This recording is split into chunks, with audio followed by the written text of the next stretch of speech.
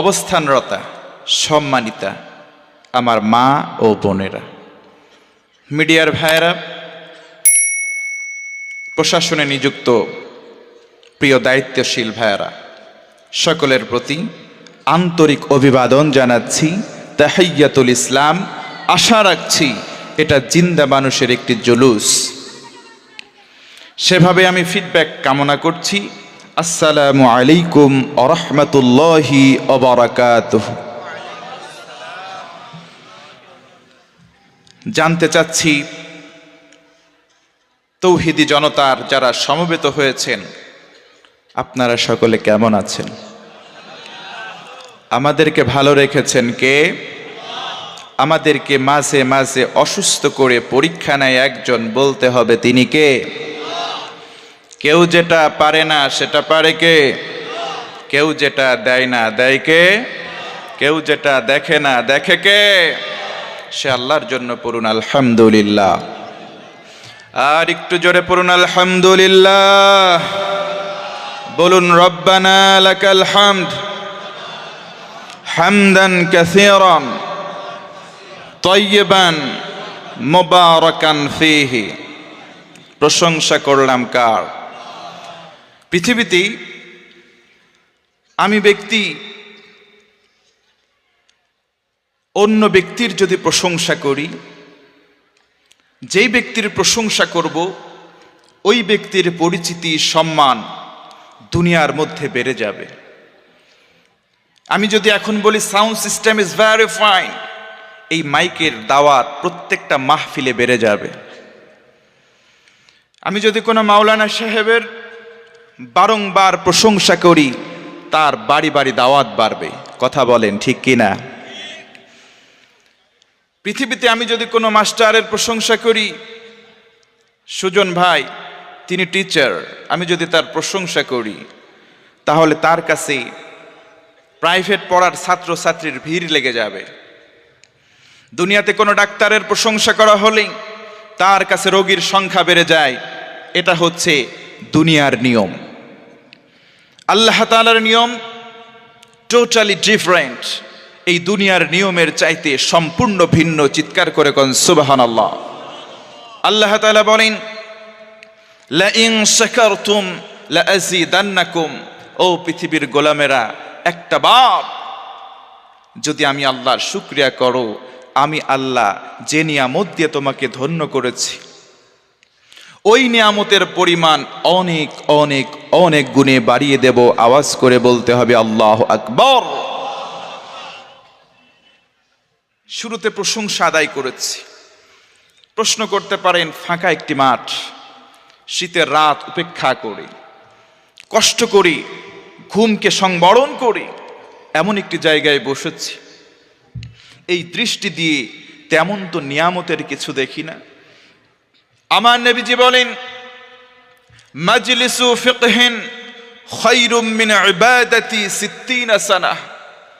আমার উম্মতেরা শোনো, দুনিয়ার জমিনে যখন কোনো গোলামেরা কোরআন এবং সুন্নাহকে নিয়ে ঘিরে বসে, আলাপচারিতা করে, কনভারসেশন করে, ওই জায়গাটা দুনিয়ার কোনো জায়গা থাকে না, এটা জান্নাতের টুকরা হয়ে যায়। শুধু তাই নয়, 60 বছর যাবত একটা ব্যক্তি নফল ইবাদত করে কাটিয়েছে, যে সওয়াব অর্জন করেছে সমপরিমাণ, এমনকি তার থেকে বেশি সওয়াব এখানে বসে থাকলেই তার আমল নামায় দেওয়া হয়। জোরে বলুন সুবহানাল্লাহ। খুশি না বেজার? আরেকবার বলছি আলহামদুলিল্লাহ। দুরুদ ও সালাম বর্ষিত হোক শেষ নবী, বিশ্ব নবী, মানবের সেরা মানব, নবীদের সেরা নবী, আকায়ে নামদার, তাজদারে মদিনা, সরকারে দো আলম, নূরে মুজাসসাম, রসুল আকরাম মুহাম্মাদুর রাসূলুল্লাহ সাল্লাল্লাহু আলাইহি ওয়াসাল্লামের প্রতি, যিনি ছিলেন মাজলুমের সহায়ক, পথহারা মানুষের পথ নির্দেশক, যিনি ছিলেন শেষ নবী, তবে তিনি নবীদের নবী, শ্রেষ্ঠ নবী। চিৎকার করে আল্লাহু আকবার। এ পর্যায়ে আমার আলোচ্য বিষয়ে আমি প্রবেশ করতে চাই, কিন্তু এর জন্য আপনাদের সবার অনুমতি চাই। অনুমতি দেওয়া যাবে? ভূমিকায় আর কোনো কথা নয়, কথা হবে একটা কিতাব থেকে। আওয়াজ করে বলুন, কিতাবের নাম কি? সবাই বলেন কোরআন। আর জোরে, আর রহমান আল্লামাল কোরআন। কফ, র, হামজা, নুন। কেউ যদি শুধু কোরআন শব্দটা তেলাওয়াত করে, রিসাইট করে, নবীজি বলেন অ্যাটলিস্ট কম পক্ষে 50টা নেকি ওই বান্দার আমল নামায় দেওয়া হয়। আমরা যে কিতাব থেকে কথা শুনবো, কিতাবটার নাম কি? আর জোরে বলুন, কি? যালিকাল কিতাব লা রাইবা ফি হুদাল লিল মুত্তাকিন। This is the book, there is no doubt indeed, it's from Almighty Allah, also a divine book. চিৎকার করে কোন সুবহানাল্লাহ। এটা এমন একটি বই এসেছে রবের পক্ষ থেকে, এর মধ্যে কোনো সন্দেহ তো দূরের কথা, সন্দেহের লেশ মাত্র নাই। আওয়াজ করি আল্লাহু আকবার।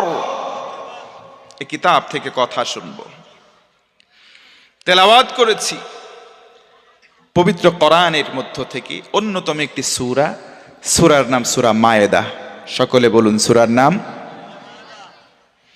55 নম্বর আয়াতে কারিমা তেলাওয়াত করেছি।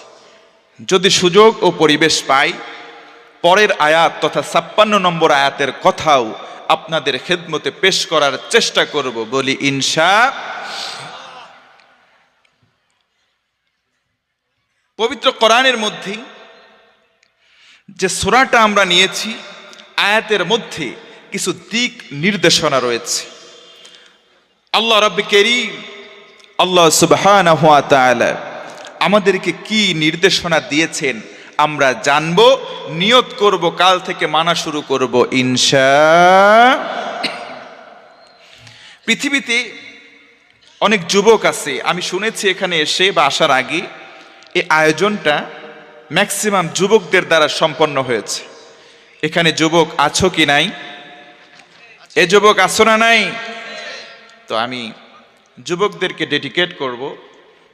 বৃদ্ধ বাবাজিরা যারা আছেন মনোযোগ দিয়ে শুনবেন, পর্দার আড়ালে মা বোনেরা আছে।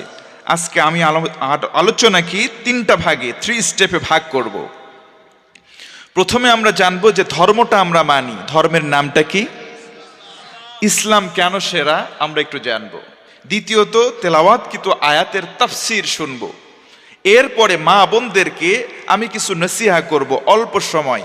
এই 3টা ভাগে মাত্র 1টা ঘন্টা সময় দিতে রাজি আছেন কারা কারা? 2টা হাত উঁচু করে দেখান। লিল্লাহে তাকবীর, লিল্লাহে তাকবীর। হাত নামান। এ পর্যায়ে আমি আপনাদের কনসালটেশন একটু চেক করতে চাই। যারা বিয়ে করনি, unmarried person of the house, এখানকার যারা অবিবাহিত আছো, আমি বলবো লিল্লাহে তাকবীর, তোমরা বলবে আল্লাহু আকবার। এন্ড দেন আমি বলবো লিল্লাহে তাকবীর সেকেন্ড টাইম। যারা married person of the society, যারা এই সমাজের বা এখানে উপস্থিত বিবাহিত রয়েছেন, তারা বলবেন আল্লাহু আকবার। আই উইল কম্পেয়ার, আমি তুলনামূলক দেখতে চাই কাদের ভোকালটা, কাদের আওয়াজটা একটু উঁচু হয়। বিবাহিত যারা, অবিবাহিত যারা, আমাদের দেশে মাঝে মধ্যে খেলা হয় বিবাহিত বনাম অবিবাহিত। এই অবিবাহিত যুবক যারা, বিবাহিতদের কি হারানো যাবে? যাবে যাবে। বিবাহিত যারা, তারাও তো তৈরি হন, কারণ আমি আছি আপনাদের দলে। আমি মেহমান, আপনারা মেজমান। ওদেরকে যদি না হারান আমি অপমানিত হব। এটা আপনাদের জন্য ন্যাক্কারজনক, লজ্জাজনক বটে। যুবক যারা, বিয়ে করনি যারা, তৈরি হও তারা। লিল্লাহে তাকবীর। এই আওয়াজ।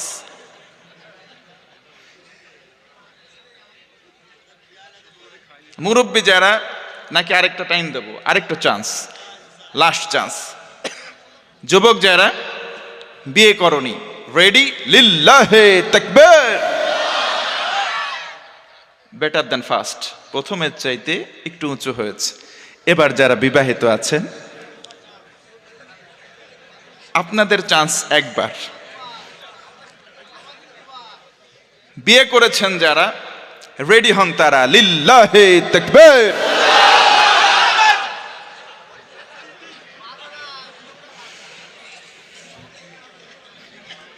আমার দাদা মারা গিয়েছে। দাদা বলতো, পুরান চাল ভাতে বারে। বুড়া হয়েছে তো কি, বিয়ে করছে তো কি, যৌবনের কৌয়াত, এই বুকের হিম্মত এখনো কমে যায় নাই। কথা বলেন ঠিক কিনা? যুবক যারা, আল্লাহু আকবার, মুক্তি আওয়াজই বের হয় না। অনেকে বর্তমানে ফেসবুকে তার প্রোফাইলে ঢুকবেন, অ্যাকাউন্ট খোলে, পুরুষ হয়ে মেয়ের ছবি দিয়ে মেয়ের নামে ফেক আইডি খুলে চ্যাট করে, আছে না নাই? এই অবস্থা যদি তাদের হয়, তাদের যৌবনের অবস্থা কোথায় গেছে এক আল্লাহ জানে। কথা বলেন ঠিক কিনা? যুবক, ফিরে আসো আল্লাহর দিকে। দাড়ি চাঁচতে চাঁচতে এইরকম আর হয় না, এখন উল্টা মারে। মেডিকেল সায়েন্স বলছে, কেউ যদি এইরকম মেরে উল্টা মারে, এই দাড়িতে এই খুঁটটা এই জায়গায় মারে নাই, ও তার যৌন শক্তিতে মারছে। কথা বলেন ঠিক কিনা? সুন্নাহ আছে যেখানে আমরা আছি, কোরআন আছে যেখানে আমরা আছি, ইসলাম আছে যেখানে আমরা আছি, খাওয়া আছে যেখানে মুসলমান আমরা আছি। দেখছে সর্বনাশ, বাস্তব কথা। খাওয়া আছে যেখানে, আজকে আমরা আছি সেখানে। এক এলাকায় ছিল 3টা বন্ধু, একজন মুসলমান, একজন খ্রিস্টান, একজন ইহুদি।